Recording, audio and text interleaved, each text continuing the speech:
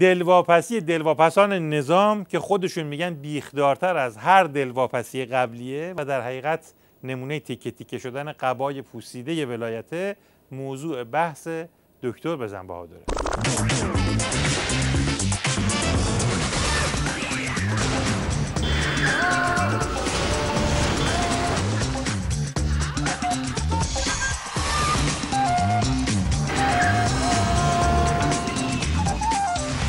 خب ما امشب با مهمان عالی رتبه‌ای گفتگو می‌کنیم که برای شب آفتابی که ناماشنا هستن، برای شما هم حتما همینطوره و قبلا هم خدمتشون بودیم. واقعا از صحبت با ایشون آدم خسته نمیشه. اکی این همه وراجی کردی، یه معرفی درست و درمون ما نکردی. ناکس. در واقع تو این وقت با ارزش ما یه چند سنه رو از دست دادیم. وقت خودت و وقت من یکی حساب نکن. برو سر سوالات که اصلا حوصله ندارم. آقای دکتر ظریف وزیر امور خارجه دیروز از مجلس کارت زرد نگرفتن، ولی حسابی چلوندنش. البته خب یه خوبی دیگه هم داشت، این بود که ما واقعا یه چهره بدون لبخند از آقای ظریف هم بعد مدت‌ها دیدیم. بله. اگه تو جلسات درونی نظام بیای فقط همین قیافه رو همش می‌بینی. بس آقای ظریف و این سوال به خصوص نیست. آره سوال از طرف همه دلواپسای نظام بود. زیاد دلواپس که نیستید. یه بار دیگه این کلمه دلواپسی دهنت در بیاد، همچین میذارم که شکمت رو کف استودیو خط ترمز بندازه.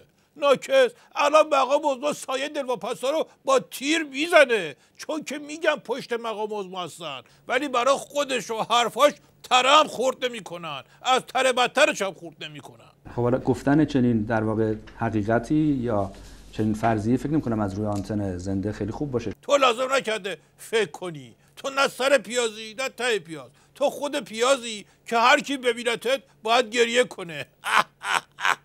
اما بحث با ظریف چی بود؟ بشین محکم تا برات بگم. مقام عظما اومد سنگای انداخته شده جلوی جریان زهرخورون رو ورداره بندازه کنار. گوش دلواپس‌های نظامو کشید و پیچوند. گفتش که تحریما رو به مذاکرات هسته‌ای گره نزنید. یعنی چی؟ یعنی فضولی موقوف که چرا همه چی رو دادیم رفت، هیچی هم گیرمون نیومد. حالا این بدبختای فلک زده به این گره نزنن، بعد به چی گره بزنن؟ چون معنیش اینه که اونی که تا حالا به خورد بسیجی دادیم صابون بوده. مرحوم ابوی همیشه میفرمودن بزن بهادر، عرض میکردم بله، میفرمودن که تراکتوریه رفیقش رو سوار کرده بود، وسط راه که داشتن میرفتن یه ظرف شکر دیدن رو زمین. صاحب تراکتوره به رفیقش گفت اگه نصف این شکرها رو بخوری یا تراکتور رو میدم به تو. یارو پرید پایین و خورد، تراکتوره رو برد.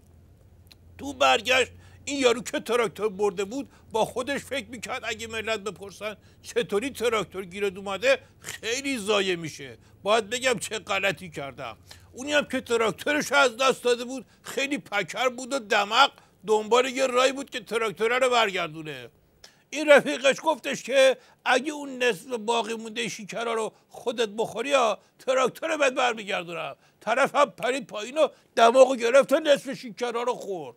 بعد چند دقیقه همین که تراکتورش بهش برگشته بود گفت با صبح که میمدیم بیرون من صاحب تراکتور بودم، الانم که برمیگردیم بازم صاحب تراکتورم. پس این شکر خوردن جفتمون دیگه چی بودی وسط؟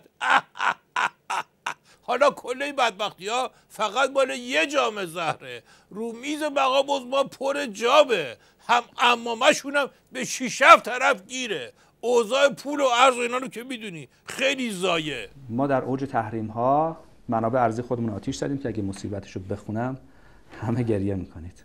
تازه کجاشو دیدی؟ حالا بذار تو فاز دوم بهت میگم. عرضم بود شما که یه پیامک هم میگن واقعا از یکی اومده بود که یعنی پیامک اومده میگه پدر من نمیدونم چجوری واقعا این فرم یارانه رو پر کرده که از فاو برامون بسته خاروبار فرستادن، از سازمان جهانی غذا نامه نوشتن، یکی هم اومده امروز منو به عنوان فرزندی قبول کنه. میگن در کلبه تان رونق اگر نیست کلید هست. این شیخ فری دنبال هر چی که بگید هست. حکایتی شد واقعا داستان یارانه ها. پس چی؟ در آیه رئیس جمهور آیا چنین عزمی رو میبینید؟ این که عزم نمیخواد، رو میخواد که ماشاءالله سنگ پای قزوین پیشش آدامس خارجیه. خب خیلی رو میخواد که طرف بیاد به همه بگه همه چی رو گرون میکنیم به جاش یارانه میدیم، بعدم بگه یارانه رو حالا نگیرین، بعد تازه طلبکارم بشه که اگه این چندرغاز یارانه رو نمیگرفتین میخواستیم با پولش براتون خونه بسازیم، مواد غذایی بدیم، مدرسه و دوادرمون و همه چی از همین پول بود. مرحوم ابوی همیشه میفرمودن بزن بهادر، عرض میکردم بله، میفرمودن که مشنگه قصاب آورد خونهشون که براش گوسفند سر ببره، به قصابه گفتش که برام تیکه تیکش کن، با گوشتش کباب درست کنم، سر و پا و معده ایناشو خوب تمیز کن، میخوام کله پاچه درست حسابی برات درست کنم، پوستش هم با خودت نبری ها، میخوام باش سجاده درست کنم، با مدفوعش هم میخوام کود درست کنم، زیاده ها رو بذار کنار برای گربه، استخوناش هم جدا کن که میخوام یه سوپ خوب درست کنم. گوسفنده که دید این همینطوری داره میگازه و میره یهو به زبون اومد گفت احمق ندید بدید، میخوای بیا صدام هم ضبط کن بذار برای زنگ موبایلت دیگه. روشن شد. حالا واقعا من گوشه کناری به شما نمیزنم دست کم، برای اینکه واقعا اینقدر شخصیت مهربان و خوش اخلاقی هستید، ظاهرا به نظر میسه که هر چقدر در سیاست باشید یا نباشید فرقی نمیکنه. یعنی اون که بله. آیا روح و درونتون، ضمیر ناخودآگاه شما تلنگری نخورده؟ آیا اتفاقی که باعث شه فرض کنید که به یک تحول درونی و فکری برسید در مورد یک موضوع خاص؟ میشه از این اداعتفارای بیمزه تو نظام در نیاریم؟ تو نظام این کارا به هیچ کی نمیخوره. یارو عشق روشنفکری کشته بودش، رو کرد به قلبش، گفتش که شبا خواب به چشمم نمیاد. قلبش هم که با طرف آشنا بود دیگه، برگشت گفت خرس گنده، از بس که زورا میخوابی زر بی خودی هم نزن، ادای متفکران هم در نیار. اینم از بحث فلسفی آخر برنامه که بتونی درست جمع جور کنی.